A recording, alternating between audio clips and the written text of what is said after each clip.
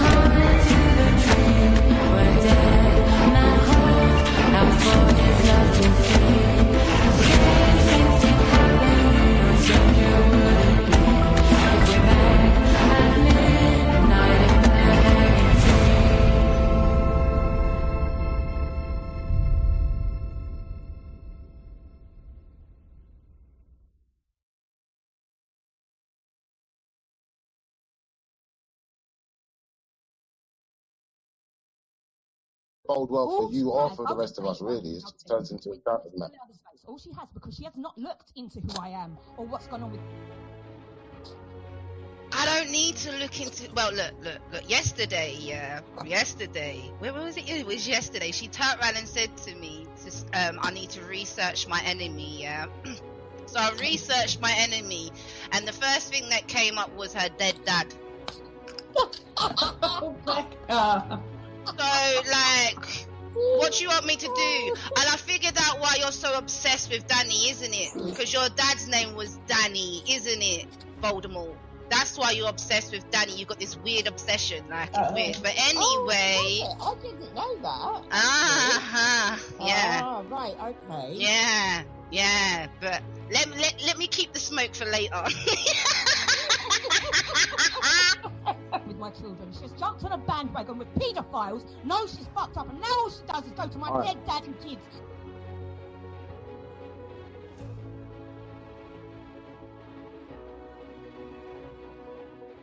Bode well for you or for the rest of us, really. It just turns into a shouting match. All she has, because she has not looked into who I am or what's going on with.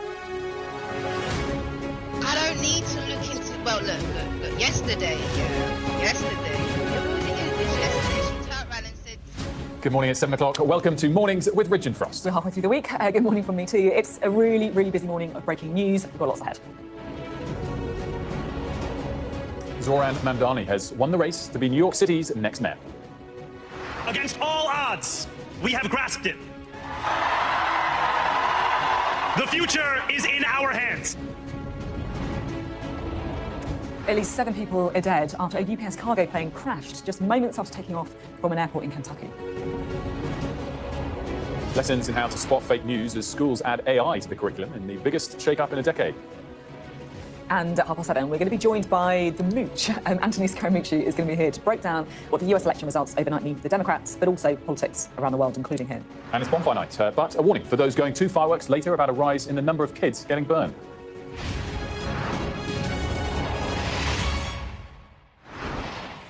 Hello and welcome to Mornings with Ridge and Frost. Now, we've had some big breaking news overnight. Zoran Mamdani has won the race to be New York City's next mayor. He's Muslim, he's left-wing, and he says he has 4 words for Donald Trump. Turn the volume up. Well, the Democrats also won governor elections in New Jersey and Virginia. So is this the first sign of a fight back against Donald Trump? There's so much to talk about on this story and what it means for our politics as well. But first, let's have a recap of all of the action overnight from James Matthews in New York. This is a show Donald Trump didn't want to see, starring Zoran Mamdani, a supporting cast counted Democrats who won electoral contests across America. You have dared to reach for something greater. Tonight, against all odds, we have grasped it. The future is in our hands. Thank you for riding the Staten Island Ferry. Mamdani's journey took him from unknown to unstoppable. He is the rising star with a new take on New York and on Democratic Party politics. In a three-way race, Mamdani flew as the Progressive Democrat, promising to tax the rich to cut costs for the rest. But I think we need a generational change in politics, and I think that Mamdani will help usher this generational change. I think it's nice to hear that, you know, things will be free or things will happen, but it's not only him that can make these decisions. We can't go any more left with the communism. That can't be allowed in New York City. Could the Mamdani effect that cemented success here do the same for Democrats nationwide? They are a party seeking an identity and a plan for tackling Trump. The Democratic establishment doesn't think Mamdani's left-wing politics will bite beyond the Big Apple. Go ahead, make a rap for your nanny. The Mamdani movement sings from a different song sheet. New York's new mayor used to be a rapper. He called himself Young Cardamom. The people want to change, you know, we're not content with our Democratic Party. To Donald Trump, that he should take note that when people unite together, we're going to pick the right person. I don't know what happened before, but now I think everybody has woken up.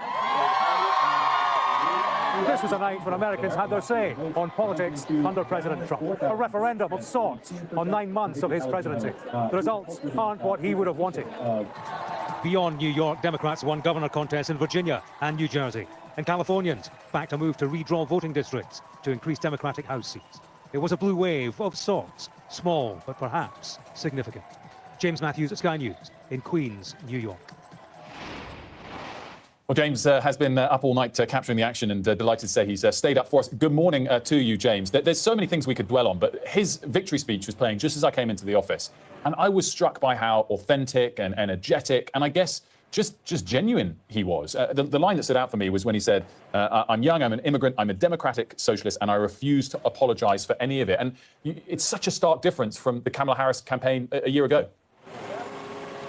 Yeah, hi, Wilf. I think authenticity is a key factor in all of this. I was in his company last night in Queens, his heartland, District 31, which he has represented as an assemblyman. And, you know, he engages well with the crowd, presses the flesh, campaign from 6 in the morning till late at night every day. So he's a man who connects with the public, a man who has found the message to enable him to connect with the public, particularly the younger demographic. I was at a watch party in Queens tonight, and they're all huge fans because he talks their language. He tapped in to this business of affordability in a New York that is unaffordable, particularly for younger people, can't afford a house, can't afford a mortgage, can't afford student fees, etc. So he has found the formula. It wasn't hard because it's the same formula deployed by Donald Trump before the last election. Affordability, the cost of living, the economy. That was the message that Mamdani pressed home relentlessly, and it resonated with the people, particularly in this city. His difficulty, of course, is how it lands elsewhere. Democrats, the Democratic establishment, they're not sure it will bite the way it has bitten into the Big Apple. So that's something that they have to contend with, how they accommodate him, his support, his success, because they are going to have to. There has been a shift, a small shift perhaps, but a shift in the centre of gravity within the Democratic movement, and it's been a shift leftward because of Mamdani's success. Donald Trump, he had responded on Truth Social. He had a forward response, and so it begins, he said. Of course, what begins is Trump using Mamdani to beat the Democrats, as a stick to beat the Democrats. He's controversial, Mamdani, because of his past. A staunch critic of Israel, has called for the defunding of the police and so on. And Trump recognises that he's an individual, you know, whose politics don't perhaps translate across to the wider America. His Islamic faith, there are parts of this country where that won't go down particularly well, won't land as softly as it has in New York. So Trump recognises that. And Mamdani, well, in his speech tonight, he said, look, there'll be no room for anti-Semitism in City Hall. I was interested to hear that, because clearly he knows where the attack lines are going to come from, because he has heard them. Communist, anti-Semitic, which he rejects. You know, insurgent, he's heard that all before. He will hear it again, grand style, from Donald Trump and other Republicans. Fascinating stuff. James, I'm loving how busy New York is, by the way, at 2 in the morning, like truly the city that never sleeps.